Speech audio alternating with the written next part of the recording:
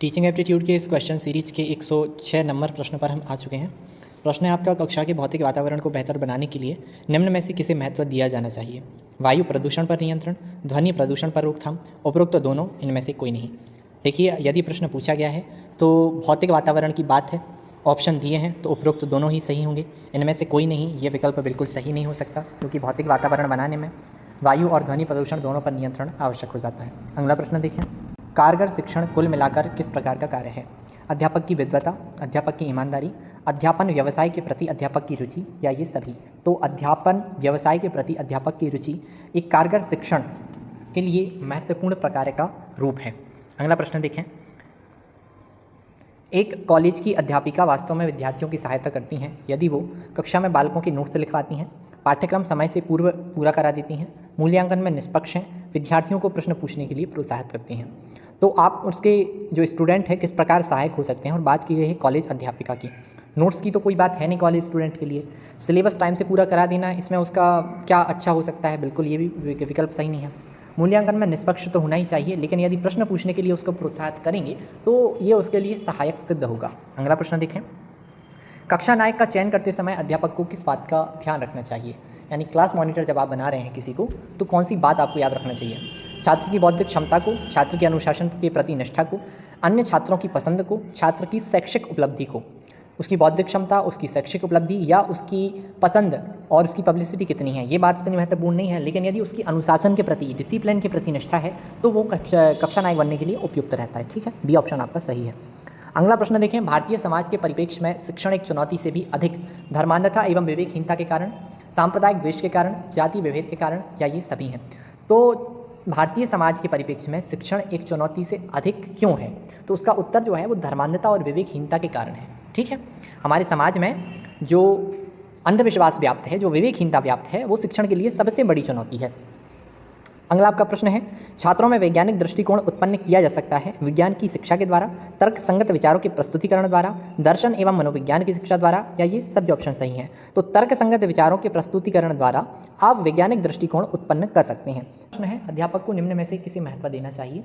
जो प्रधानाचार्य से अच्छे संबंध बनाता हो, कक्षा में समर्पण भाव से शिक्षण करना, छात्रों के भविष्य को लेकर चिंतित रहना, इनमें से कोई नहीं। तो अध्यापक को अधिक महत्व देना चाहिए कक्षा में समर्पण भाव से शिक्षण करने के प्रति। ठीक है, अगला आपका प्रश्न है, यदि किसी कक्षा में अधिकांश छात्र प्रायः ऊँघते हुए पाए जाएं तो छात्रों में कोई कमी हो सकती है, कक्षा के भौतिक वातावरण में कोई कमी हो सकती है, शिक्षण में कोई कमी हो सकती है, या ये सभी ऑप्शन सही हो सकते हैं? तो ये सारे ऑप्शन सही हो सकते हैं इस प्रश्न के।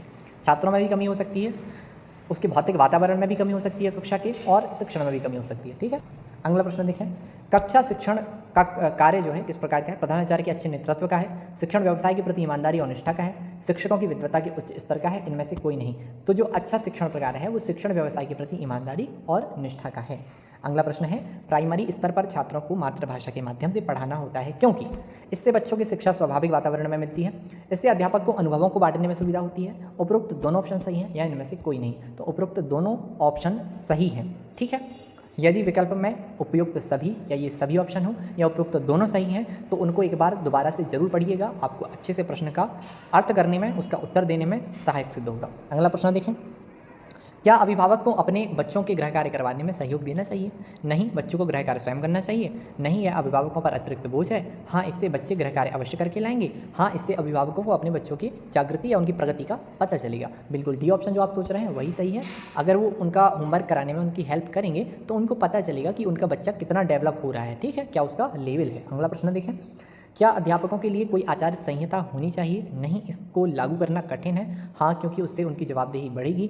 नहीं, क्योंकि अध्यापन का कार्य बहुत जटिल है। इनमें से कोई नहीं। तो आपका बी ऑप्शन बिल्कुल सही है। हाँ, ऐसी आचार संहिता होनी चाहिए क्योंकि उससे उनकी जवाबदेही बढ़ेगी। ठीक है, निम्न में से कौन सा कथन सत्य नहीं है? शिक्षण एक कला है, शिक्षक जन्मजात होते हैं, शिक्षकों को प्रशिक्षित किया जा सकता है, ये सभी। बिल्कुल बी ऑप्शन बिल्कुल सही है, शिक्षक जन्मजात होते हैं, ये कथन सत्य नहीं है।